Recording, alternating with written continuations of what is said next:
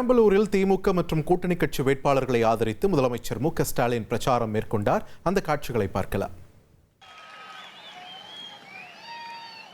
வாழ்ந்தவர் கோடி, மறைந்தவர் கோடி, மக்களின் மனதில் நிற்பவர் யார்? மாபெரும் வீரர், மானம் காப்போர், சரித்திரம் தனிலே நிற்கின்றார். அச்சம் என்பது மடமையடா, அஞ்சாமை திராவிடர் உடமையடா. ஆறிலும் சாவு, நூறிலும் சாவு, தாயகம் காப்பது கடமையடா, தாயகம் காப்பது கடமையடா. அப்படி தாயகம் காக்கும் கடமைக்கு இன்றைக்கு தமிழ்நாட்டில் இருக்கக்கூடிய ஒவ்வொருத்தரும் மேலையும் விழுந்திருக்கு. இந்தியாவின் அரசியல் வரைபடத்தையே,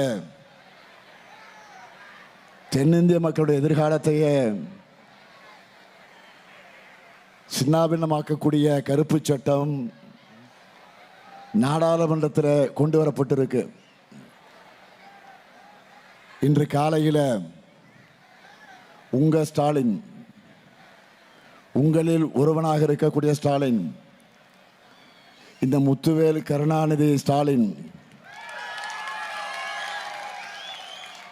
கருப்பு கொடி ஏற்றி அந்த சட்ட நகலை எரித்து நம்முடைய எதிர்ப்பை காட்டியிருக்கிறோம். தமிழ்நாட்டில் பரவி இருக்கக்கூடிய இந்த தீ டெல்லியை சுட்டெரிக்கும் என்று எச்சரிக்கை விடுத்திருக்கிறேன். இதை எதிர்த்து போராடணும்னா நாம் தமிழர்களாக இருந்து எந்த பயனும் இல்லை. இன்னும் சொன்னால், இதை எதிர்க்காத யாரும் தங்களை தமிழர்கள்னு சொல்லிக்க தகுதியும் இல்லை. தலைவர் கலைஞர் தெளிவாக சொல்லிவிட்டு போயிருக்கிறார். கொற்ற குடையா கொள்கையா எது வேண்டுமெனில் கொள்கையை விற்று பிழைக்க வேறு நபர் பார் என்போம். ஆட்சி வரும் போகும் நிலையல்ல, ஐயா அண்ணா வகுத்த கொள்கை போகாது வாழும் நிலையாக என அன்றே சொல்லிவிட்டார். தேர்தல், ஆட்சி அதிகாரம், இது எல்லாமே நமக்கு இரண்டாம் பட்சம்தான். தமிழ்நாட்டை காப்பாற்றணும்னு தான் ஆட்சிக்கு வந்தோம். இப்போ தமிழ்நாட்டுக்கு ஆபத்துனா திமுக பார்த்துட்டு சும்மா இருக்குமா? உயிரே போனாலும் திமுக இந்த அநியாயத்தை தடுக்கும். வடக்கோடு போர் செய்து தமிழ்நாட்டுக்கு என்ன புதுசா? நல்லாவே பழக்கப்பட்டது தானே. தந்தை பெரியாரும் அண்ணாவும் தமிழ்நாட்டில் கலைஞரும் ஏற்கனவே செய்த போர் இது. அப்போ அவங்களுடைய தளபதியாக அந்த போரில் பங்கெடுத்த இந்த ஸ்டாலின் இன்னைக்கு நானே தலைமை தாங்கி போரை நடத்துகிற கடமையை காலமும் தமிழ்நாட்டு மக்களும் எனக்கு வழங்கியிருக்காங்க. திராவிட பெருந்தலைவர் சுழற்சிய வாள் இன்றைக்கு என் கைக்கு வந்து சேர்ந்திருக்கு. போருக்கு நான் தயார், நீங்க தயாரா? சண்டை செய்ய நான் ரெடி, நீங்க ரெடியா? தமிழ்நாடு மொத்தமும் சுத்தி வந்து கேட்டுட்டேன், எல்லாரும் ரெடி. பெரும்போருக்கு பெரம்பலூர் ரெடியா? பெரும்போருக்கு பெரம்பலூர் ரெடியா? வடக்கே கங்கை வரை சென்று வெற்றி கொண்ட ராஜேந்திர சோழனின் அரியலூர் ரெடியா? அரியலூர் ரெடியா? இப்போ நம்ம வெற்றி வேட்பாளர்களை உங்க அனுமதியோடு அறிமுகப்படுத்த போகிறேன். அறிமுகப்படுத்தலாமா? உங்க அனுமதியோட அனுமதிப்படுத்தலாமா? முதல்ல குன்னம் சட்டமன்ற தொகுதி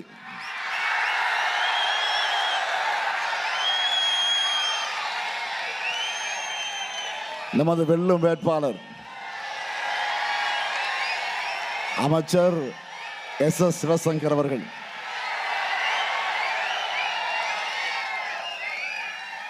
அரியலூர் அரிமா என என்னால் பாராட்டப்பட்டவர் அமைச்சர், எழுத்தாளர், சிந்தனையாளர், பேச்சாளர், கள போராளி, மகளிருக்கு கட்டணமில்லா விடியல் பயண திட்டத்தை மிக சிறப்பாக செயல்படுத்தி 2 லட்சம் விவசாயிகளுக்கு மின் இணைப்பு வழங்கியும் சிறப்பாக செயல்பட்டிருக்கிறார். அடுத்து பெரம்பலூர் சட்டமன்ற தொகுதி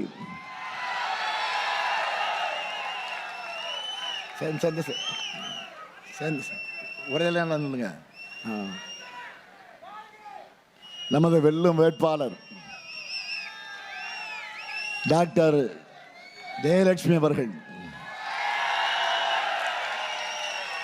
மருத்துவராக இருந்தாலும் மக்கள் பணியாற்ற வந்திருக்கிறார். இவருடைய அம்மா சரோஜினி அவர்கள் திருச்சி பெரம்பலூர் மாவட்ட மகளிரணி அமைப்பாளராக இருந்தவர். ஜெயலட்சுமி பெரம்பலூர் மாவட்ட மருத்துவரணி தலைவராக பணியாற்றி வருகிறார். அடுத்து அரியலூர் சட்டமன்ற தொகுதி நமது வெல்லும் வேட்பாளர் லதா பாலு அவர்கள் திருமானூர் ஊராட்சி ஒன்றிய பெருந்தலைவர், சிறப்பாக மக்கள் பணியாற்றக்கூடியவர், அரியலூர் மாவட்ட மகளிரின் அமைப்பாளராக 3 முறை இருந்திருக்கிறார். இப்பொழுது மாவட்ட கழகத்தினுடைய துணை செயலாளராக இருக்கிறார். அடுத்து ஜெயங்கொண்டம் சட்டமன்ற தொகுதி நமது வெல்லும் வேட்பாளர் கண்ணன் அவர்கள்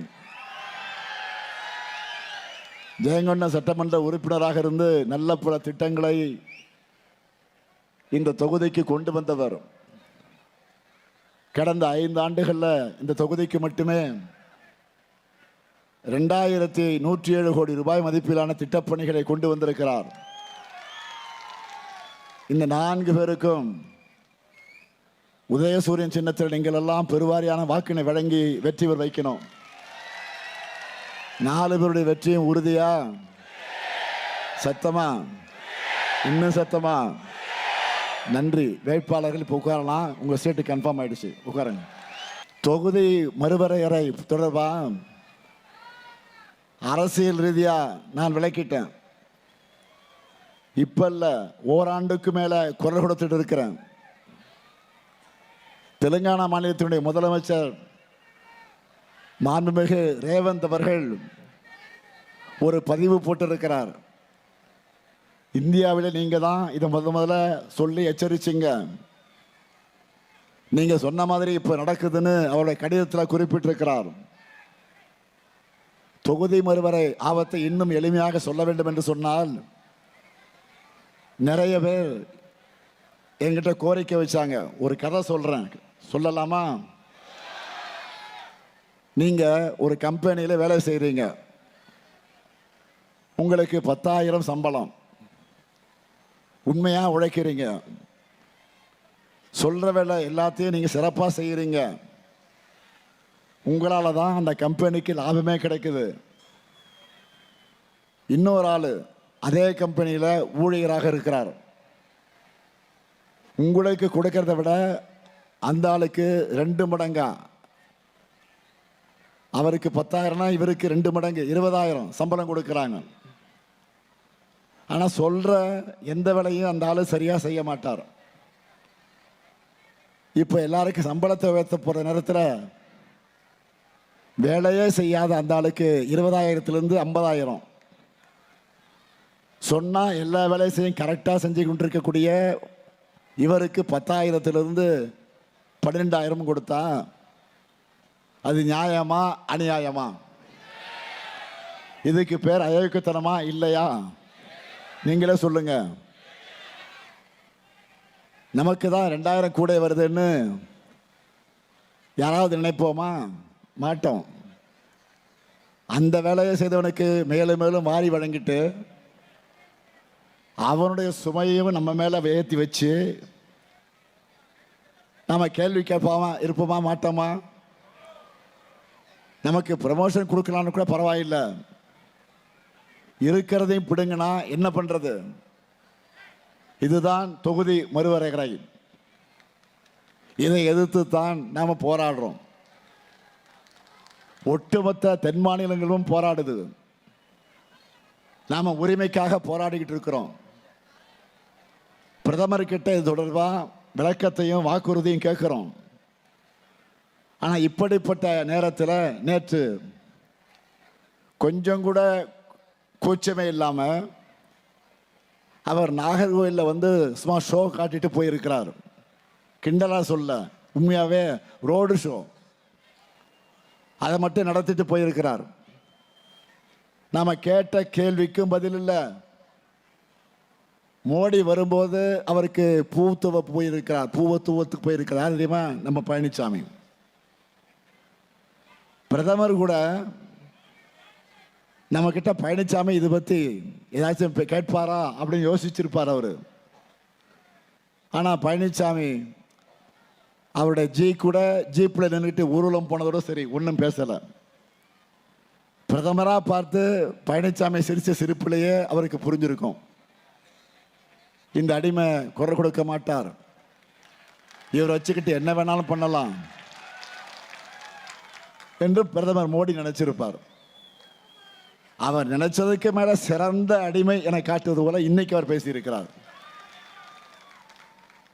தொகுதியை மறுவரைய பாஜக அரசு மிக அருமையாக பண்ணுவாங்களாம். பழனிசாமி அவர்களே, எவ்வளவு பெரிய காமெடி இது!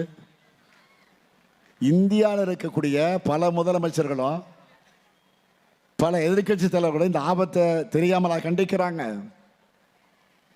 பாஜக பழனிசாமி குனிய சொன்னா படுத்தே விட்டார் என்பது போல பேசியிருக்கிறார். அந்த சட்டத்தோட முன்வரவே வெளிவந்துருச்சு. தமிழ்நாடு உள்ளிட்ட தென் மாநிலங்களுக்கு பேராபத்து வரப்போகுதுன்னு அது தெளிவாக இருக்கு. இதை கொண்டு வரக்கூடிய முறையை பாசிசத்தமானது. தமிழ்நாட்டில் இருக்கக்கூடிய பாஜக தலைவர்கள் கூட இதை எப்படி நியாயப்படுத்துறதுன்னு தெரியாமல் முழிச்சுக்கிட்டு இருக்கிறாங்க. ஆனால் பழனிசாமி அவங்களையெல்லாம் முந்தி கொட்ட மாதிரி முந்திக்கிட்டு முட்டு கொடுத்துட்டு இருக்கிறாரு.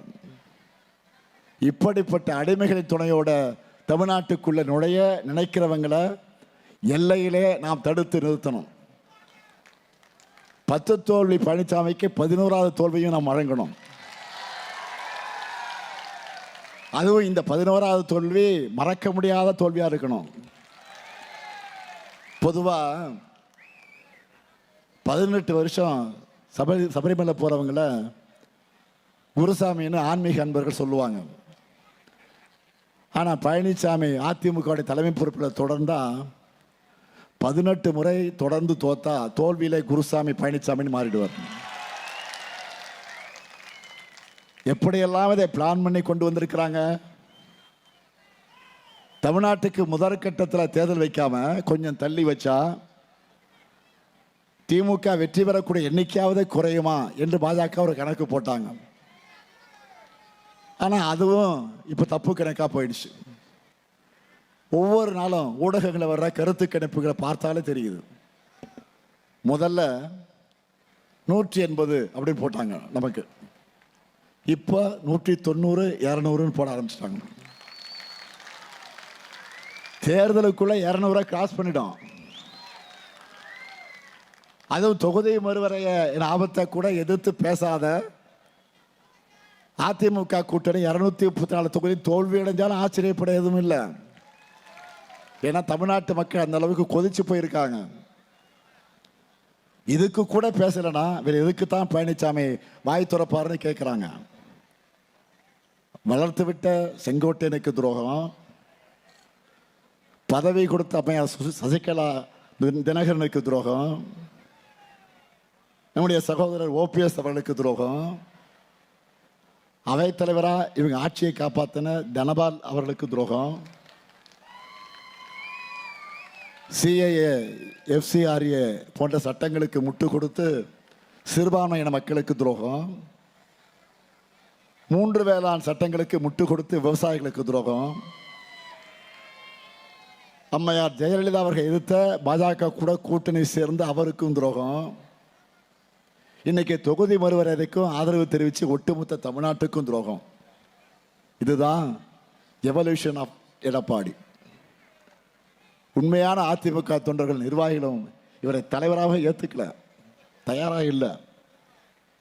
அதிமுகவுக்கு நான் தான் தலைமை என இவர் எல்லாரையும் கன்வின்ஸ் பண்ணவே நேரம் சரியா இருக்கு. எம்எல்ஏக்களை ஏலம் எடுத்து முதலமைச்சர் ஆனவர்களோ வேற கூவத்தூர்ல. பழனிசாமி முதலமைச்சராக இருந்த 4 ஆண்டு காலத்தில் தமிழ்நாட்டையே டெல்லி பாஜகவோட வேட்டைக்காடா ஏலம் விட்டார். அந்த சீரழிவிலிருந்து தமிழ்நாட்டை மீட்டு நாம் இன்றைக்கு சாதனை திட்டங்களால் இந்தியாவிலே தமிழ்நாடு நம்பர் 1 என்ற மாநிலமாக ஆக்கியிருக்கிறோம். இனி செல்லும் இடமெல்லாம் செய்தி. தந்தை டிவியின் வாட்ஸ்அப் சேனலை ஃபாலோ பண்ணினா செல்ல இருக்கும் இடமெல்லாம் செய்தி. இதோ QR கோட், இப்பவே ஸ்கேன் பண்ணுங்க, ஃபாலோ பண்ணுங்க.